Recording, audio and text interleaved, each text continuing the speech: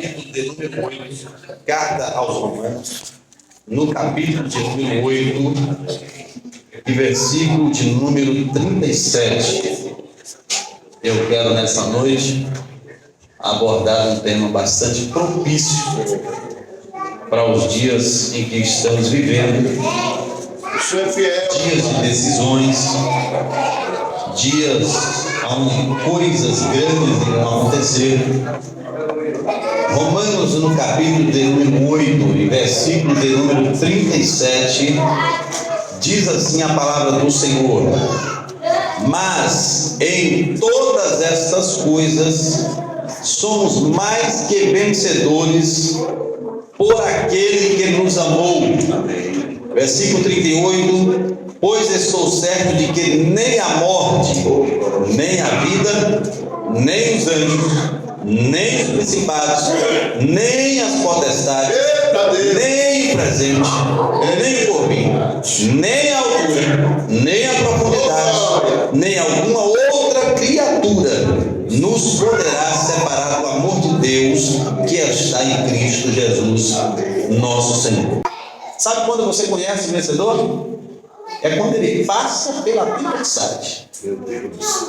O salmista ele diz: olha, uns, no salmo de número 20, se encurvam e caem, mas nós nos colocamos de pé. Uns confiam em carro, outros em cavalo, mas nós fazemos menção do nome do Senhor. Aleluia! Ele, quando encontra com Golias, ele diz: você vem com espada, você vem com lança, você vem com escudo, e eu vou só com badoque. Quem sabe o que é badoque? Eu sei o que é badoque, irmão. Estilingue, beca. O salmista estava com uma Bíblia fala de funda, que na verdade era uma espécie de badoque, era uma espécie de beca. Ele diz: olha, eu vou em nome do Senhor dos Exércitos. Se você for ler o trecho do capítulo 17 da carta do livro de 2 Samuel, você vai ver que quando Davi encontra com Golias e derruba Golias, qualquer pessoa que tem um pouquinho de ciência vai ver que a lógica da queda era cair para trás. Qualquer pessoa que recebe um impacto de frente, a lógica é que ela venha, quando ela recebe um impacto de frente, é que ela volte, ela cai para trás. Mas a minha Bíblia, a sua também, que é a mesma, diz que Golias caiu com o rosto em terra.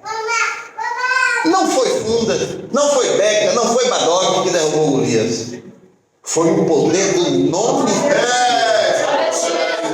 vencedor. Os irmãos de Golias, de Davi eram aqueles que estavam ali como soldados de Saul. Tudo era vencedor, irmãos. Eram homens formados para a guerra, que já tinha vencido algumas batalhas. Só que foi um levar a marmita que não era vencedor, ele era mais do que vencedor. Glória a Deus, aleluia! E aí o apóstolo Paulo, ele fala aqui que nós somos mais do que vencedores. E você precisa sair daqui hoje sabendo disso. A primeira marca de um vencedor, eu vejo no livro do Juízes, capítulo número 6, versículos 15 e 16, diz assim: e ele disse: ai, Senhor meu, como eu livrarei Israel? Eis que a minha família é a mais pobre em Manassés, e eu menor na casa do meu pai. Tornou-lhe o Senhor: já que estou contigo, ferirá os medianitas como se fosse um só homem. Quem proferiu essas palavras de início foi Gideão. Gideão, moço que foi chamado por Deus para derrotar os medianitas. Os medianitas naquela época estavam afrontando o povo de Israel. Era assim, ó, o povo plantava, na época da colheita, os medianitas vinham lá e roubavam. É como se você trabalhasse o mês inteiro, fosse ali no atacadão, fizesse uma compra maravilhosa. Quando você chegasse na porta da sua casa, alguém pega e rouba toda a sua compra. Como se você comprasse um carro e alguém, na hora que você estivesse saindo da concessionária, rouba todo rouba o seu carro. medianitas vinham saquear os hebreus, a Bíblia diz que Gideão pegava o trigo que ele colhia e colocava dentro de um poço, dentro de um lugar que era como se fosse um buraco, chamado lagar. Lagar não era lugar de malhar trigo. O trigo era separado numa seara aberta, porque eles peneiravam, jogavam, e as cascas da semente do trigo iam, o vento levava. Era assim que tirava o trigo. Mas Gideão, ele começou a malhar o trigo no lagar. Lagar era um lugar que jogava-se as uvas maduras e pilava para tirar vinho, para fazer o vinho. Lagar não era lugar de malhar trigo. Mas a Bíblia diz que Gideão foi malhar trigo no lagar, porque ele estava tendo estratégia. Mas a primeira marca de um vencedor, eu vejo na vida de Gideão, vejo na vida de Moisés. Moisés, quando Deus chega para Moisés e diz: Moisés, vai lá e diz para Faraó que eu mandei libertar o povo. Ele disse: meu Senhor, eu sou pesado de lábios. Não era que Moisés não era inteligente. Moisés era um camarada estudado, irmãos. Moisés era um camarada sábio. Ele era formado na faculdade do Egito. Mas alguns historiadores falam que ele era gago, ou seja, ele tinha dificuldade de expressar. Você já viu aquela pessoa que fez faculdade, trabalhou, estudou, mas você quer matar ele? Bota para falar em público. Agora, um camarada igual eu, quase não estudei, já falei para plateias grandiosas. Mas são características que você nasce com ela.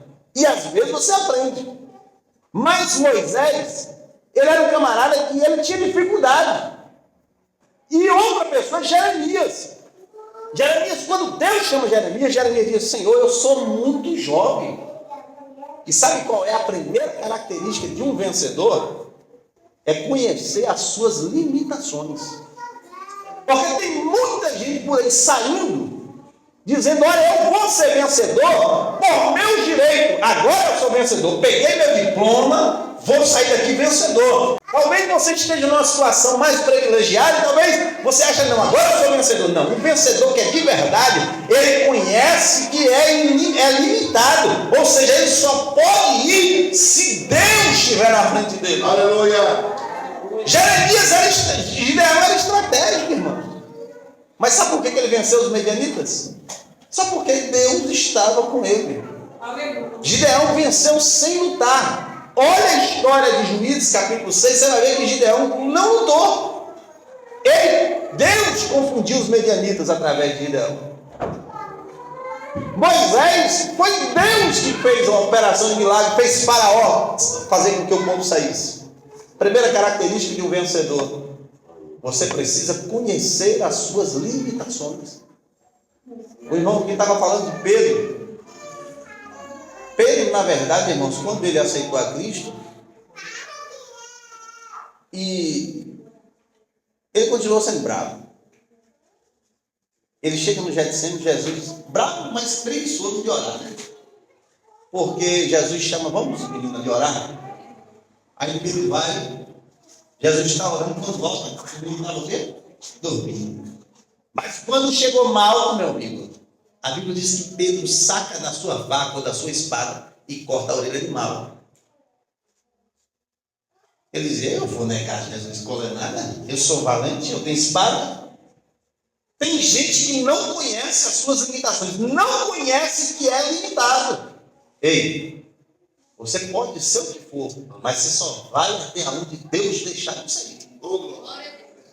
Deus preferiu agir. Quando você prefere, deixa que Deus age na sua vida, você pode ter certeza, Ele vai agir na sua vida. A segunda característica de um vencedor. A Bíblia diz, irmãos, no capítulo de número 4, 12 e 13 de Filipenses: tanto sei ser humilhado, como também ser honrado, de tudo e em todas as circunstâncias. Já tenho experiência, tanto de fartura como de fome, assim abundância como de escassez. Tudo posso naquele que me fortalece. Quando eu olho para a Bíblia Sagrada, a Bíblia diz que Moisés, ele conhecia a promessa de Deus.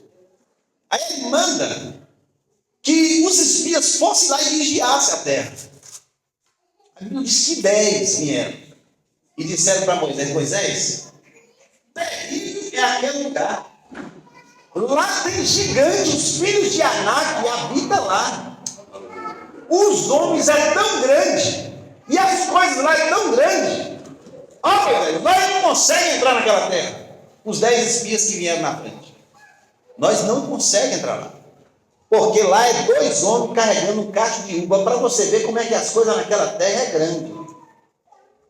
A Bíblia diz também que Paulo, quando ele escreve aos Romanos, no capítulo número 8, versículo 28 ao 37, sabendo que todas as coisas cooperam para o bem daqueles que amam a Deus, daqueles que são chamados segundo o seu propósito, mas em todas as coisas somos mais que vencedores.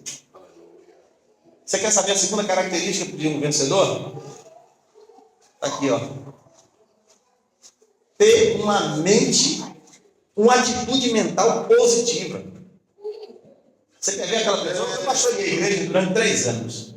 Aí a pessoa vinha para a gente, conversava com a gente. Aí falava: meu filho, faça desse jeito que vai dar certo. A pessoa: será, pastor? Você já viu aquela pessoa que você aconselha, você mostra, você tenta motivar ela e ela diz assim: ah, rapaz, eu não sei não. Tem gente que é assim, irmãos. A bênção está ali na frente, mas ele não consegue enxergar. Agora você já viu pessoas que você vê ela lá na sarjeta, na dificuldade, casamento para ser destruído, filho na prisão, filho prostituindo, filho usando droga, marido bebendo, a pessoa com a vida toda destruída. E você pergunta para ela e diz assim: como é que vai a tua vida? Ela fala assim: vai bem, porque hoje eu posso estar chorando, mas amanhã o socorro meu Deus. Você já viu pessoas, você entrou na casa de pessoas? Você quer ver lição de vida? E Deus faz muito isso com o crente. Você sai da sua casa, tem tudo, aí você está murmurando por causa de uma situação, porque você não tem atitude mental positiva e só consegue ver derrota. Aí você vai e entra na casa de uma pessoa simples, que não tem nada para comer, ou está limitado. Aí você vê aquela pessoa dizendo para você: olha, vai na sua fé, Deus vai te tirar daí. Vou contar um segredo para vocês que talvez vocês não sabem. Sempre quem está com dificuldade sempre corre atrás de alguém. E esse alguém que você corre sempre está numa situação pior que a sua. Vê quantas das vezes você pediu ajuda, orientação espiritual para alguém. Não estou dizendo que pastor, às vezes você confia em alguém, em algum irmão, em alguma irmã. Aí você vai: ô irmão fulano, quando você vai ver irmão fulano está com uma vida pior que a tua. Mas ela diz para você: olha, não pode ter certeza, Deus, eu vou orar por você aqui. Eu vou orar. Em São Paulo tinha uma irmã que orava muito por mim na minha época, no meu início do ministério, e ela estava numa situação pior do que a minha, irmãos. Eu entrava lá para orar, ela falava: irmão, eu vou lançar uma palavra para você aqui, e Deus ainda essa semana vai fazer algo grande na tua vida. São pessoas que não estão na Deus, mas têm uma atitude mental positiva. Isso é importantíssimo na tua vida. Chega de cantar derrota, irmãos. Porque tem gente que você pergunta: como é que vai? Ah, rapaz, eu estou na prova, não? Estou na dificuldade. Aquela mulher, ela chega, um filho morto dentro de casa. Aí ela chega, vem um servo dizendo: vai tudo bem? Ela diz: vai tudo bem. Eu já lutei muito contra essa palavra. Eu dizia: essa mulher é doida. Como é que a mulher disse? Agora eu entendo. Porque ela tinha uma atitude mental positiva. Ela sabia que o negócio que era para resolver não era com o servo, era com o profeta. Ei, querido, não adianta você ficar cantando as derrotas. Não adianta você ficar murmurando. Tem gente que quando está na bênção não conta a bênção, mas quando está na prova é mestre em contar a prova. É verdade. Atitude mental negativa. E aí você não vê a pessoa saindo da prova. Você não vê a pessoa saindo da dificuldade. Como é que vai, fulano? Eu estou naquele jeito. Aí você vê outra pessoa dizendo, e com um sorriso no rosto, dizendo: vai tudo bem. Dá para fazer? Dá para fazer. Mas tem gente que você está dizendo: olha, dá para fazer. Eu vou te ensinar, calma que eu vou te ensinar. A pessoa está dizendo: ih, rapaz, não vai dar não. Não vai dar. Ei, você tem que sair daqui com a postura de vencedor. Você tem que sair daqui dizendo: olha, ainda que eu não tenha força para fazer, Deus vai me dar força. Ainda que minha força é pequena, eu sirvo a um Deus que tudo pode. A terceira coisa, a terceira característica de um vencedor, a terceira marca de um vencedor. 2 Timóteo capítulo 2, versículo 14. Recomendo essas coisas, dá testemunho solene, todos perante Deus, para que evite contendas de palavras, para nada aproveitam, exceto para a supervisão dos ouvintes. Ei, você quer ser vencedor? Não espere que todo mundo vai aprovar o que você vai fazer. Sabe qual é o problema de muita gente? É que para você fazer uma coisa, tem que todo mundo aprovar. Todo mundo tem que aprovar. A Bíblia diz que o próprio Jesus, se você for ler Lucas capítulo 7, versículo 31 a seguir, você vai ver que o próprio Jesus, irmão, Jesus, sabe o que é Jesus? Jesus, ele não conseguiu a aprovação de todo mundo. Muitos chegaram para Jesus e reprovaram os próprios escribas. A Bíblia diz que ele veio para os judeus, e os próprios judeus reprovaram Jesus. Mas Jesus continuou seu ministério, sabe por quê? Porque ele tinha um alvo. Um vencedor de verdade, ele não espera a aprovação de todos. Ele faz aquilo que ele está sendo direcionado a fazer, irmãos. Elias, se você for olhar o ministério de Elias chega para Acabe, irmãos, e lança uma profecia ruim para Acabe. Acabe era rei. Elias podia ter feito como alguns se corromperam e falaram aquilo que o rei queria ouvir. Mas Elias não. Ele disse: eu não estou aqui para receber a aprovação de Acabe. Eu estou aqui para ser profeta de Deus. E profeta de Deus fala aquilo que Deus manda e não aquilo que todos querem. Às vezes você está vendo que você está indo numa contramão, que todos estão achando que você está indo na contramão. Mas se você é vencedor de verdade, você conhece a voz de Deus e sabe que você está agindo diante da direção de Deus. Aleluia. Não espere de jeito nenhum, irmãos, a aprovação de todos. Não espere. A quarta coisa, isso aqui é importantíssimo, não só na vida espiritual, mas na vida secular. Romanos capítulo 12, versículo 2. E não vos conformeis com este século, mas transformai-vos pela renovação da vossa mente, para que experimentais qual seja a boa, agradável e perfeita vontade de Deus. Você quer ser vencedor? Busque a excelência. Porque o que está acontecendo de pessoas hoje que se conformam com a situação e aí a vida dela não passa daquilo que está. Você quer ser vencedor? Sai da linha do conformismo. Conformidade é sinal de mediocridade. Tem pessoas, irmãos, que acham que para ele tudo está bom. Você já viu aquelas pessoas? Está bom, isso aqui está bom. Ela não sai da linha do conforto. Vive na linha do conformismo. Sabe qual é o segredo de uma vida de sucesso? Tanto na vida espiritual quanto na vida secular, é sempre buscar crescer. Porque tem muitos casamentos, irmãos, afundam. Porque o camarada, quando era namorado, era uma doçura. Mas quando depois que casou, 1 ano, 2 anos depois de casado, o camarada começa a ser uma amargura. Não continua regrando o jardim do amor. E aí o casamento afunda.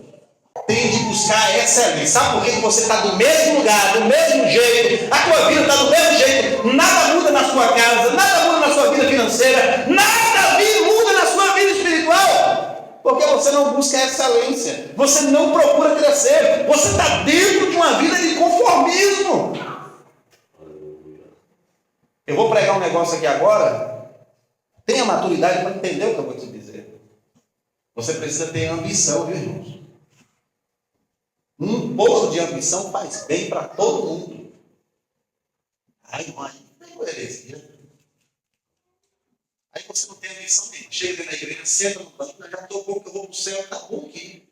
A igreja precisando de regente, a igreja precisando de porteiro, a igreja precisando de pregador, a igreja precisando de alguém para louvar, a igreja precisando de alguém para tocar. E você acha que Jesus está contente só porque você diz, não, já estou aqui, já estou sentado, já fiz o máximo, já aceitei Jesus, vou para o céu e agora eu vou ficar aqui. Aí quando nós chegarmos diante de Jesus, Jesus vai perguntar para você, e aí, cadê as suas obras? Cadê as suas obras? Tenha ambição na tua vida. Tem gente, irmãos, que tem possibilidade de estudar, mas diz, né, eu já fiz eu tenho uma irmã que já tem uns 20 cursos. Eu já fui umas 10 formaturas dela. Ela não trabalha nenhum desses cursos que ela fez. Mas busca, tem ambição, uma hora, quem sabe. Mas tem gente, irmãos, que prefere sentar numa rede e ficar balançando, ou ficar no malo conformismo, aí chega alguém lá, se destaca, cresce, aí você fica dizendo, Deus, o senhor está olhando mais para aquela pessoa do que está olhando para mim, coitadinho de mim. Não é, irmão? É porque talvez você está com uma vida medíocre, uma vida conformada. Aí você vê alguém com um casamento abençoado, você vê alguém com os filhos abençoados, você vê alguém se destacando e diz, rapaz, como é que tem uma vida boa daquela? Eu conheço uma pessoa, ele tem pelo menos 100 vezes mais dinheiro do que eu. Pelo menos 100 vezes mais. Não sai com a família, não sai com os filhos, não viaja com a família, não tem uma vida com os filhos, não tem uma vida com a esposa. Aí outro dia falou, rapaz, mas Fernando tem uma vida boa com a esposa dele, né? Claro, meu filho. Pode estar na época da dificuldade, eu procuro estar junto com os meus filhos. Eu morava em São Paulo na dificuldade, mas todo ano eu estava aqui com os meus filhos.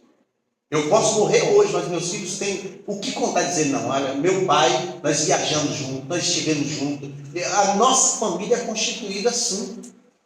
Agora tem gente que não procura crescer na sua vida familiar. Tem gente que não procura crescer na sua vida ministerial. Tem gente que não procura crescer na sua vida financeira. Não se aprimora. Aí fica dizendo, quem já viu falar que a grama do vizinho é mais verde do que a sua? Sabe por que grama do vizinho? Olha só, esse ditado, se é do vizinho, é porque o sol que bateu na sua grama, bateu na grama do vizinho. A diferença é porque o vizinho molhou mais.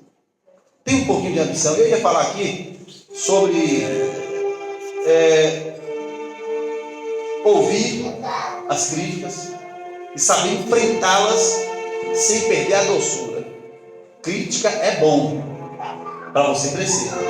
Outra coisa, saber dizer não é importante na vida das pessoas.